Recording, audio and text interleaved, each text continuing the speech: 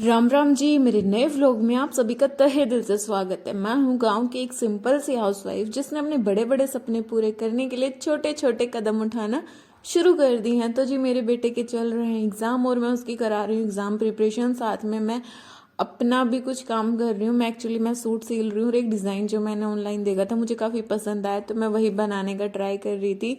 देखती हूँ वो बनता है या नहीं। हाँ, मैं एक गवर्नमेंट जॉब एस्पिरेंट हूँ, लेकिन घर के कुछ काम ऐसे होते हैं जो हमें करने ही पड़ते हैं। और जो हाउसवाइफ होते हैं ना, वो यही सोचते हैं कि कैसे न कैसे करके पैसे बचाए जाएं। तो मैं बाहर से सूट सिलवाना कम ही प्रेफर करती हूँ। मेरे को सिलाई आती है तो मैं घर पे उनको सीम लेती हूँ टाइम निकाल के, क्योंकि मल्टीटास्किंग करना ना अब आदत सी बन गई है। बहाने बनाने छोड़ दिए हैं।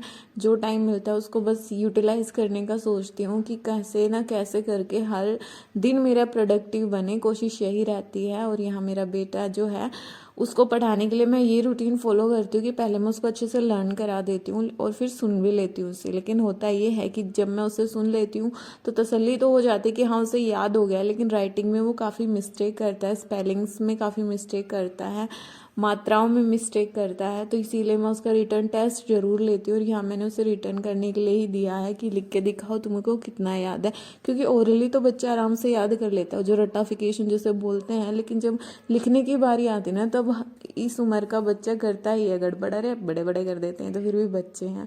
तो मैं उससे रिटर्न टेस्ट जरूर लेती हूँ। और ये देखिए, ये मेरी स्लीव्स का डिज़ाइन बन के रेडी है। आप लोगों को ये डिज़ाइन कैसा लगा? थोड़ा ये मेहनत तो लगी, लेकिन हाँ आउटकम काफ़ी सेटिस्फाइंग था। तो यहाँ मेरे बेटे का टेस्ट कंप्लीट हो चुका है, आप देख सकते हैं। उसका जीके का टेस्ट था और मैंने उसको लर्न कराया था, तो अभी उसने लिख के मेरे को दे दिया। तो अब मैं तसल्ली है मुझे कि हाँ वो कल टेस्ट में भी अच्छा ही करेगा, क्योंकि जब तक लिखवा के नहीं देखती ना तब तक मुझे भी तसल्ली नहीं रहती। और अब उसने भी चैन की सांस ली है और वो बाहर खेलने की जिद कर रहा है।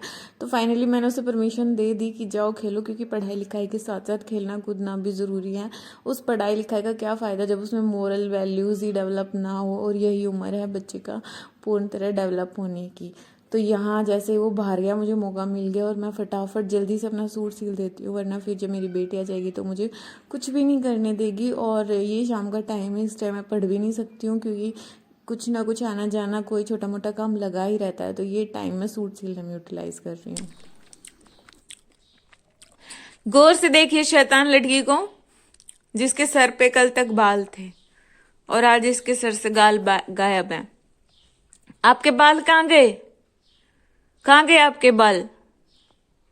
टूट गए? Mishu, where is your hair? गंजे की खोपड़ी, नवरत्न से चौपड़ी। कहाँ गए आपके बाल? ओह, ये कहाँ गए? ये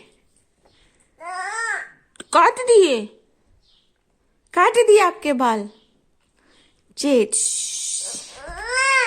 काट दिए? अच्छा।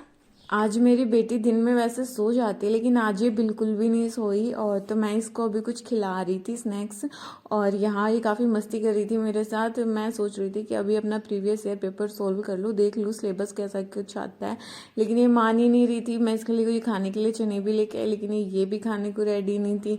इसको बस मेरी बुक्स और मेरे पेन के साथ खेलना था, तो मैं चाह कर भी नहीं पढ़ पा रही थी। मेरी कोशिश थी कि मैं एक क्वेश्चन पेपर रिवाइज कर लूँ, लेकिन सब कुछ पढ़ाई इसके सोने पे ही डिपेंड रहती है। और ये बिल्कुल नहीं सोई आज दिन में, पता नहीं इसको क्या हो रहा था, लेकिन सोई ही नहीं। अभी देखूंगी मैं रात को मेरी पढ़ाई हो पाती है नहीं।